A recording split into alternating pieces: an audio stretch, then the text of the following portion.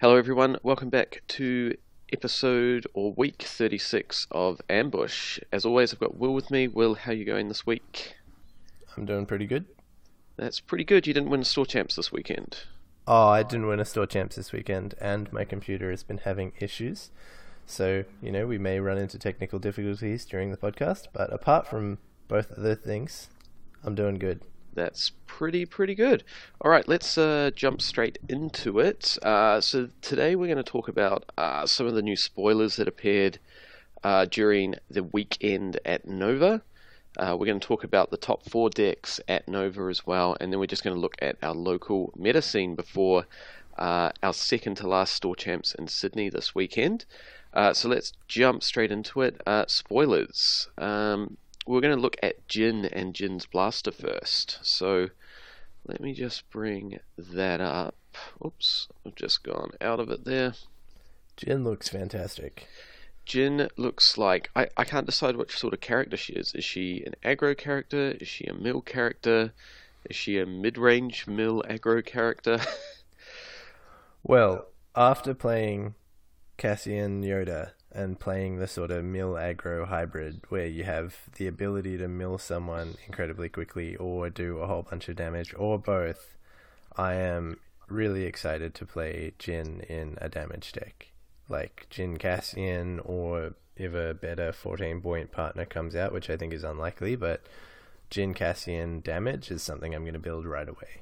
Yeah, so let's have a look at Jin's stats. So she's a 12 health unique character for 13, 16, 2 range, plus 2 range, 1 discard, character title leader. So we're continuing this trend where we're seeing all these characters have unique titles, which I'm assuming in the next block are going to have some relevance. Her ability is, after you activate this character, you may look at the top 3 cards of an opponent's deck and rearrange them in any order. You may discard the top card of that deck. And is also legendary status, which is not surprising.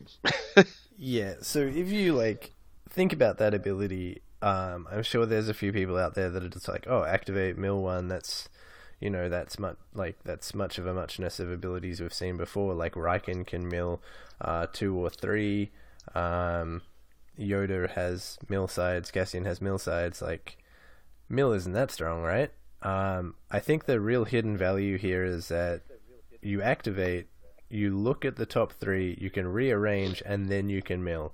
So you get the best of 3 cards that you can just be like, my opponent definitely won't get the ancient out of the 3 weapons I found, or the removal piece out of the 3 pieces I looked at. The targeted mill is much stronger than...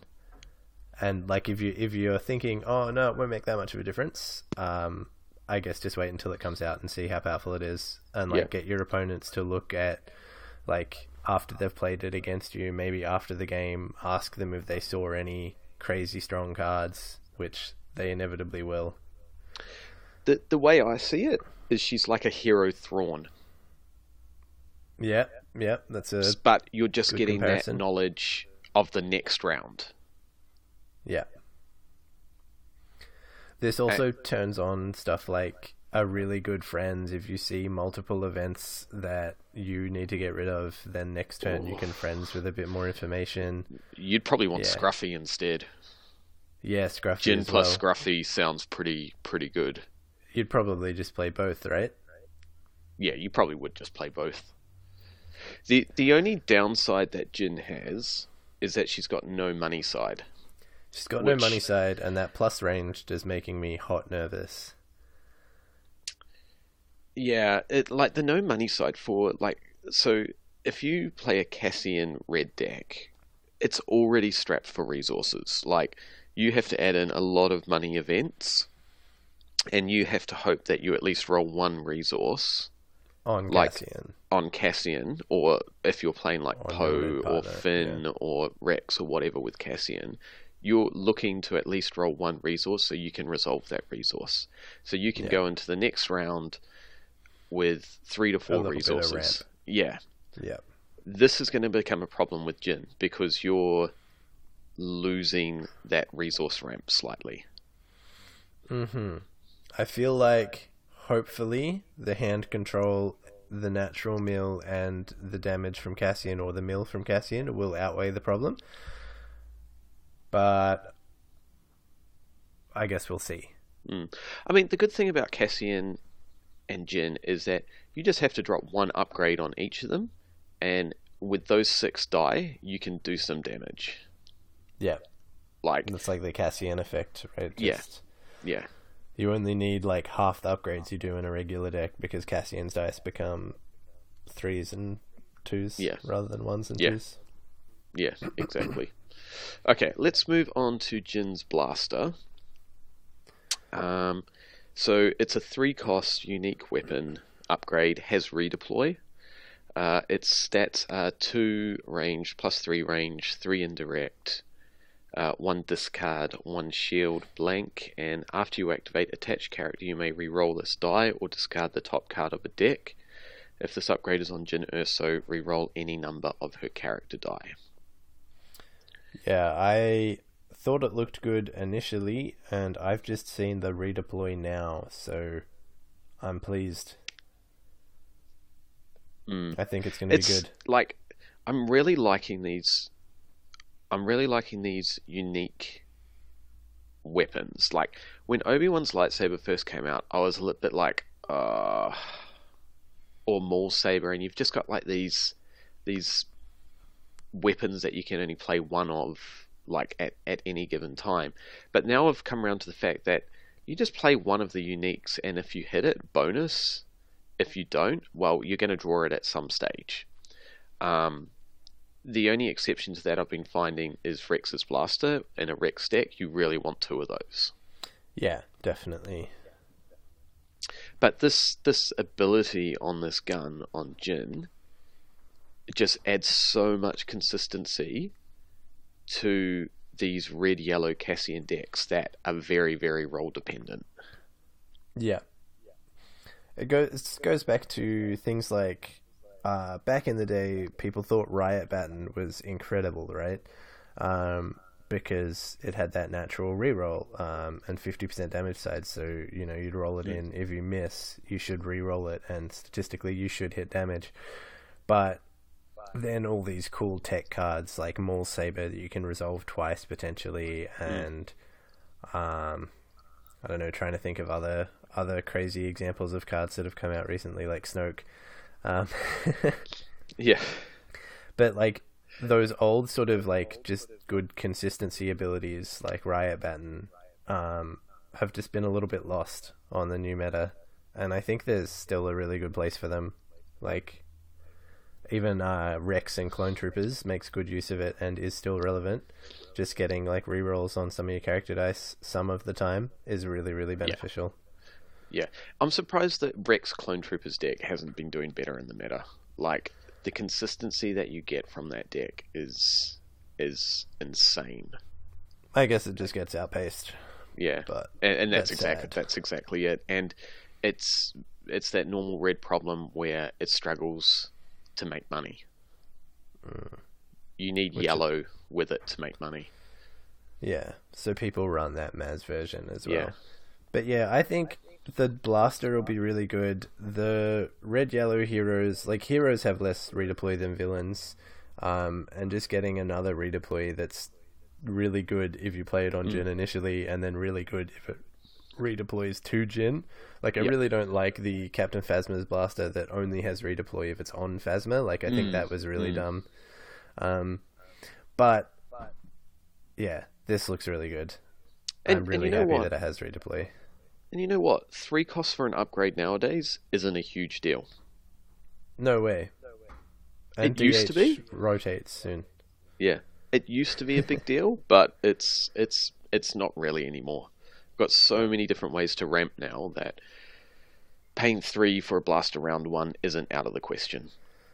Yeah, it actually seems maybe when the overwrite nerf came out, like overriding only once per turn, I thought, that's kind of dumb. And I was kind of unreserved in my dislike of that that change to the game rules, but it kind of makes sense now, particularly seeing how many good 3-cost upgrades there are and how available it is to get 2-cost upgrades down turn 1.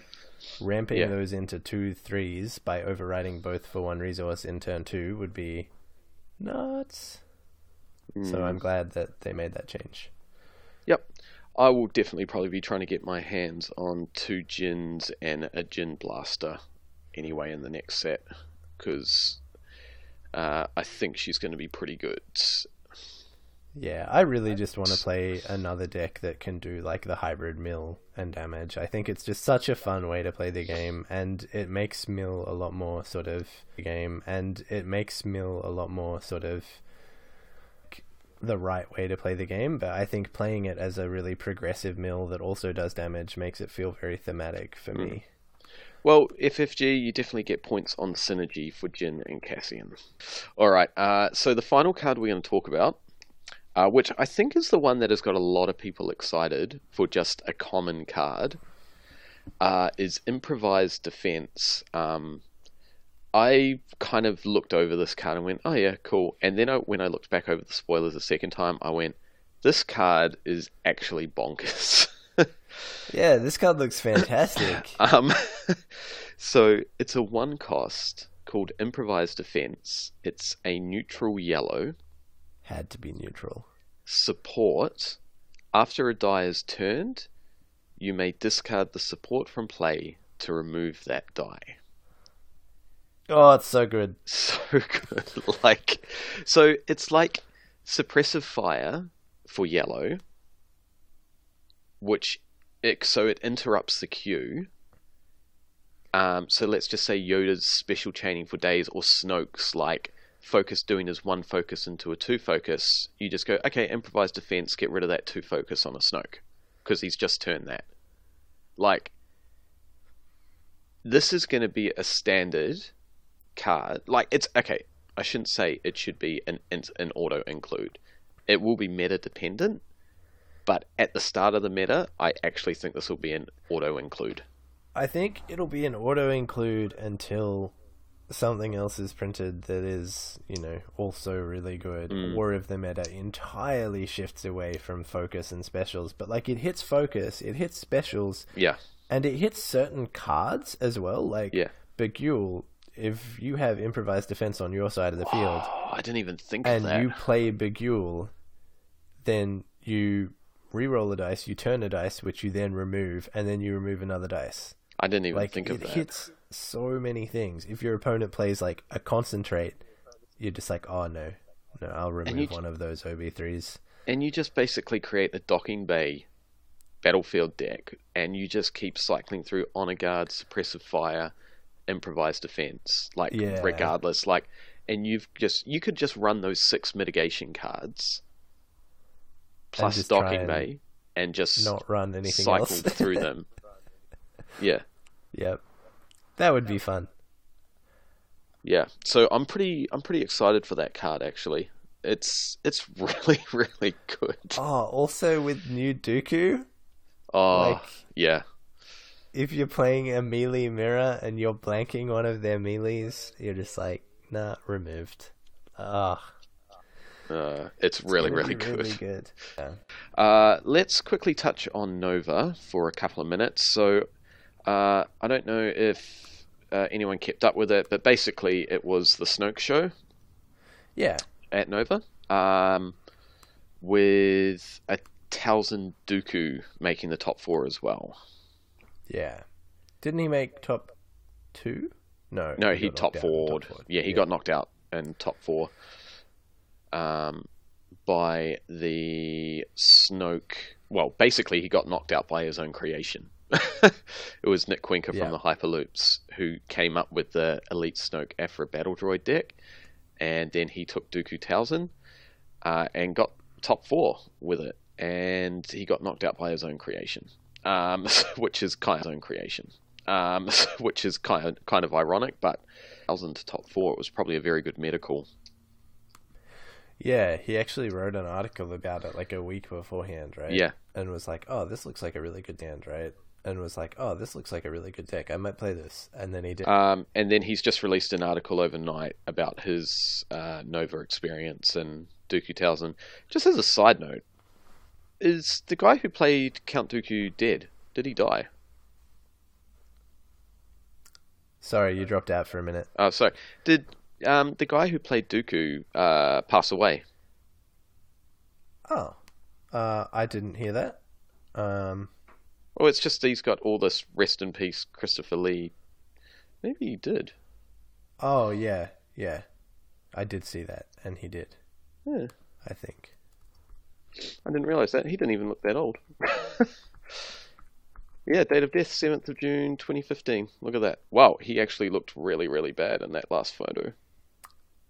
Respectfully. Congestive heart failure. Yeah. Okay, yeah, anyway, that moving was a on. while ago. That was a side point.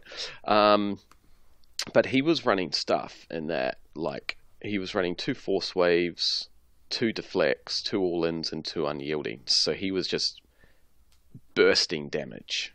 And with all the shields and force illusions, like, unyielding just cuts through those. Yeah, was he running 2 unyielding? Yep, 2 of each. Oh, nice. So I looked at after. Yeah, I put unyieldings in that deck, and I was like, I bet you he was, but I didn't know his list. I'm glad I was right. It's an obvious choice. So he was, mitigation-wise, he was running 2 deflects, 2 feel your angers, 1 isolation, 2... Yeah, he still had a bit of mitigation in there. Like, it actually looks like a super solid deck. That 2 deflects is super brave, I think. Yeah. He said it did work for him all day. Yeah, I guess in the Snoke vehicle. Yeah. And then he was running the Rift Valley, where you reveal a card, and if it's cost odd, you deal 1. No, or you remove a damage. You remove a die showing 2 or less. So it's stacked with mitigation. You've got the autofocus with Townsend and Dooku. Like, it's probably just super consistent. And as I experienced playing Pool one day, when you get double force speed on Townsend round 1, you are not winning that game. Yeah. Townsend's gross. Yeah. So yeah, legacies? Yeah. So she's round for another block still. Oh, great! So happy about that. Yeah. Let's not go into that again. Townsend versus Ayla. So that was pretty good, but obviously the top 2 decks were Snoke, Aphra, Battle Droid, and it was 100% card for card mirror match, because these were 2 guys who'd worked on the deck together, built the deck together, and basically ended up facing off each other. I don't know. To me, it just seems really boring. What's your take on it? So I played pretty much this exact deck 3 weeks ago, and then I switched to the Bazine version of Snoke with way more vehicles, and I thought that was way more fun. I liked the idea of drawing cards with Aphra and playing like an almost entirely, like a removal suite that almost entirely cycles itself when you play it early game. Like you play Crash Landing and you get to draw another card, and so often like I would play Crash Landing and I would draw a By Any Means, or I would play Crash Landing and I would draw a Crash Landing, or I would play something else and draw another removal piece, and I was just like, this is fantastic, this feels amazing. But it wasn't enough for me. I wanted vehicles, so I'm now playing a hybrid of the like vehicles from the Snoke version and the droids from the Aphra version, and I think that is way more fun. I don't know if it's better, but it does more stuff. And drawing cards with Aphra is just fantastic. It's like probably, I would say, one of the most game breaking effects at the moment is being able to draw, like I often will draw like 15 cards out of my deck, like 5 cards and then probably 3 more, so 18 cards by the end of round 2. Yeah. And that is game breaking. Mm. It's not like consistency. It's not winning games, but it is not playing the game the way it was meant to be played, sort of thing. Yeah, like I actually think Aphrodite's like a very fair character that's just very good. Yeah, she's definitely not like broken. Yeah. She's just like stupidly fun and stupidly like interesting to play. Like she's only got 10 health. Yeah, she dies. She's got the two. Does she have two pay sides on her, or is it just the one for the two range? It's just the one pay side for the two ranged, but then so she's got a what? She's got a 1, a 2, 2 for $1. Yeah, a 2 shield side. 2 shield side is really nice. It's actually probably one of her best sides. Mm. Yeah. But yeah, it's interesting though. Like it does start up the debate. Like, is Snoke too powerful? Is Yoda too powerful? And does something need to be done? I know we've touched on it for the last 2 weeks. The interesting thing was I was reading on the Discord this morning, and no disrespect to the 2 players that got to the finals, they've done a lot better than I would have done at Nova. But one of them was saying that he thinks Snoke and Yoda are fine where they are. Whether that's a biased opinion or not is a different story. But it's interesting that players at the top tables think that this is fine, and then he continued his comment with Mill still needs to be touched, and that needs to happen in the form of Cassian getting adjusted.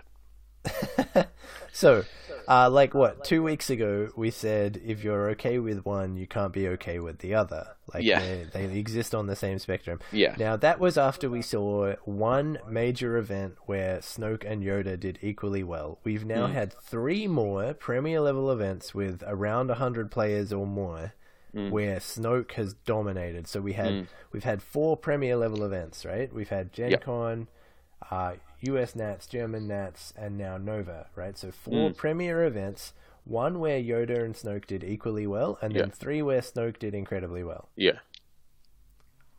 Maybe you can be okay with Yoda and not okay with Snoke. Maybe. Yeah. Like, not based on how they're printed or how they themselves are, like, as a individual card, but obviously Snoke is doing better than Yoda at the moment. Snoke, as I said before last week, Snoke is far too efficient at what he does. And that's... He takes the RNG out of an RNG game. Because he's got his focus sides. He's got his focus sides, and he breaks the rules of the game by like, well, generally you should be operating on 2 resources a round. Well, if you got Snoke, you get 5 per round. Or 6. Like, it's... And if you can't equally match that ramp, or find some way to get around that, you are going to probably lose that game. Like, it is just ridiculous. And you can't... And where I say you can't touch one without touching the other is because if you just touch Snoke, you're just going to have all these Yoda decks come back up again. Yeah, that's true. So, and and I'm still a firm believer that it's limiting, like, deck design. Space. Yeah. So because you can't print stuff that will go too well with Snoke, or it'll just break. Yeah, but we've already talked about that plenty, and we probably sound like broken down records now. But yeah, so Snoke is dominating at the moment. There's a few more nationals over in Europe before, excuse me, before Across the Galaxy. So it'll be interesting to see if there is a balance of the Force beforehand. My guess is that there probably isn't. I think this is the way it's going to be until Across the Galaxy, and we'll see if anyone can break the meta before then. I think if there is a balance of the Force, it'll be very similar to what happened with Ayla, and it'll be like a future-proofing. It'll be, you just play with Ayla until the next set, and then a week before the next set, Snoke will get nerfed. Yeah. Just a little bit, so that when whatever they've printed in Across the Galaxy comes out, there isn't just like Snoke Thrawn with the TIE fighters just doesn't happen. Which I'll be incredibly disappointed if that happens, but it probably shouldn't, because that deck will be busted. Yeah, but you still get the one Snoke die. Like, effectively, Snoke's ability is another die. Yeah. Side on a Thrawn, you're effectively saying, well, Snoke's got a 2-resource side. Like, that's a 2-resource side for a die. So, I don't think it's super limits. And the damage. I don't think it super limits Snoke, but you just don't get the consistency of that second die.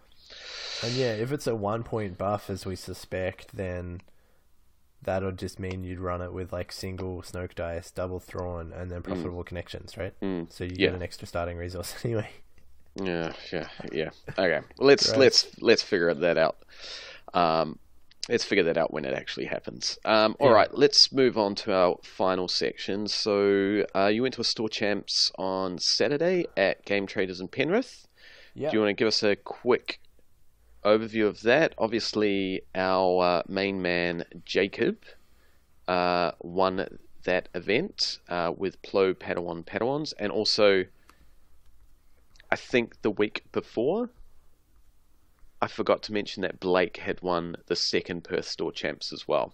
So that is a total of 5 or 6 wins for our team? Yeah. At Store Champs? Yeah. 5? You, Jacob twice, Blake twice. Yeah, 5. So we've still got 2 more to go. Let's see if we can crush the final 2. Yeah, I'm like apprehensive, but really hoping to do well this weekend. Yeah. But so the Game Traders Store Champ at Penrith, Jacob won with Plo Padawans, and I didn't really actually have a chance to talk to him too much about the deck, but I do remember key things that he said. So he's playing a Power of the Force style deck. So it has 2 of Power of the Force, and it tries to ramp into enough blue upgrades and force speed to try and do the sort of force speed, Power of the Force on a focus all your dice to side showing damage with like a 5 focus or something, and then just blitz your opponent with 15 melee damage, which I think is a fantastic game plan. And the deck has a lot of like survivability and attrition as well. Like, you just get so many redeploy weapons down. You take a lot of shields from double caution, and he also runs steadfast, which I think is nice. I think he was thinking of cutting down to 1, but he thinks it's a pretty good cut. I think that's pretty solid round 1, because with that particular deck, you want to play out your whole hand. You're not really discarding anything. Yeah. So you're more than likely going to pull off that 4 damage swing.